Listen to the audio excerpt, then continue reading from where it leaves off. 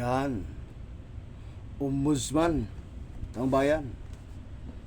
Si Ombudsman Boying Rimulya ay hindi nagpasindak sa rally ng Iglesia ni Kulto. Hindi nagpasindak taong bayan. Hindi nagpatinag si Ombudsman Boying Rimulya sa rally ng Iglesia ng mga kulto. Sapagkat ang bayan, ang sabi ni Ombudsman Boying Rimulya, wala sang pakialam sa mga rally-rally nila. Dahil taong bayan, tuloy ang pagsampa ng plunder case laban kay Rodante Marculita Kalbong Panot Timawa sa kwarta. Tuloy na tuloy itong bayan. Tuloy na tuloy ang pagsampa ng kaso ng plunder laban kay Marculitang Kalbong Panot na timawa sa pira. Mukhang abuloy. Kaya kaabang-abang ito.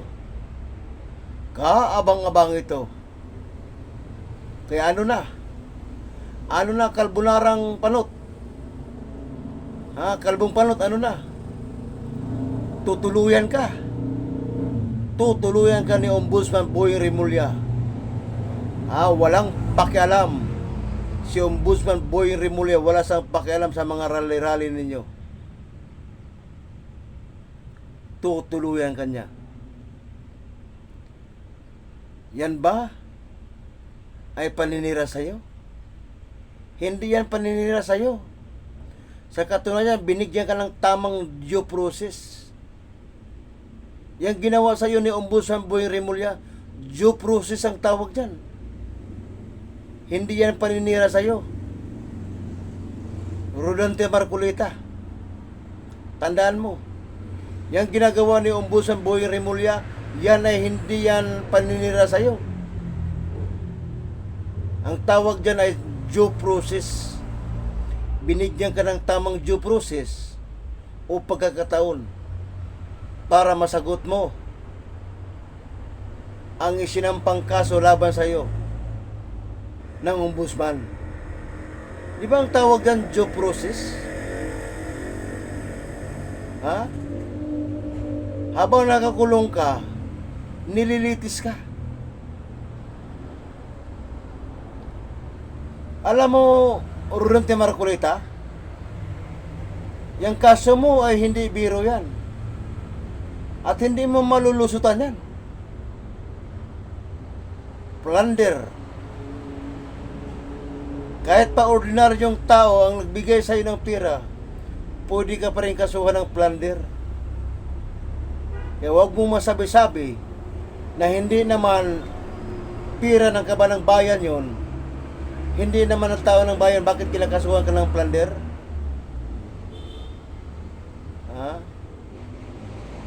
Huwag mong masabi-sabi.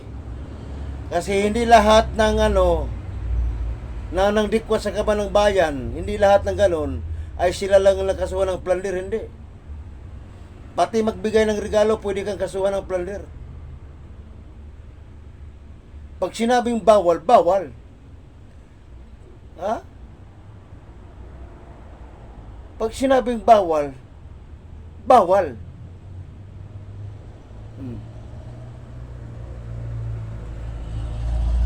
Pero anong ginawa mo? Kahit alam mong bawal, pero tinanggap mo pa rin. 75 million yan eh. Ikaw mismo ang umamin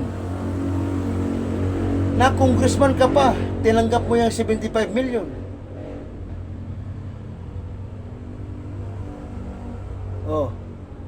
Paano mo nasabing sinisiraan ka? Ikaw mismo ang sumira sa sarili mo. Ulol ka ba? Walang naninira sa'yo. Rodante Marculita, Kalbong Panot, walang naninira sa'yo. Ikaw mismo ang sumira sa sarili mo. Ikaw. Walang ibang sisihin kundi ikaw. Na sa sobrang kadaldalan mo, na akala mo napakatalino mo na, akala mo kung sino kang abogadong matalino, napakamangmang mo naman. Abogadong mangmang ka naman. Kung magbida-bida ka dyan sa akala mo kung sino kang matalino, akala mo kung sino kang matino.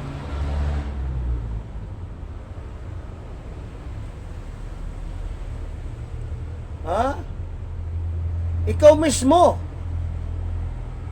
sumira sa sarili mo.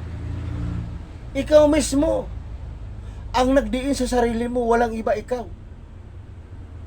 Ialam mo naman, pag government official ka, congressman ka ng time na yan, ialam mo naman, bawal tumanggap ng regalo. Bakit mo pa tinanggap?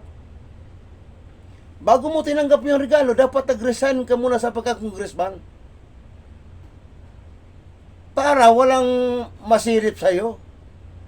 Kaso ang masama, congressman ka, nung time na yan, at tinanggap mo ang 75 million.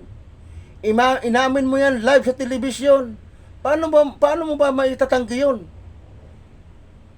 Lahat ng sinasabi mo dyan sa live sa television, marami nakapag-save, nakapag-share.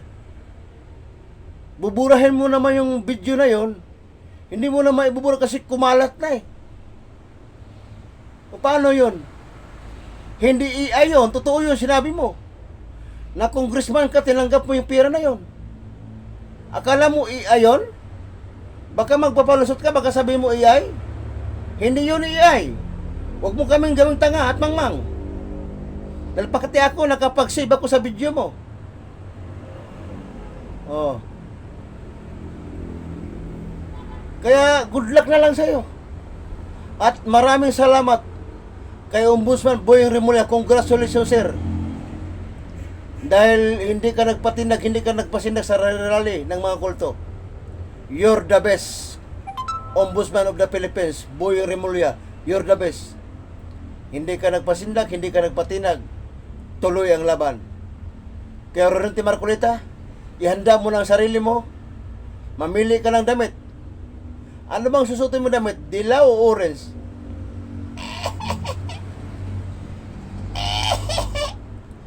Ano bang susutin mong damit? Kulay dilaw ba o orange? Mamili ka na lang dyan. Dalawa lang yan. Pag nakamag-shot ka, dalawa lang na damit ang pipilian mo. Orange o dilaw. Tapos may nakasulat na PDL.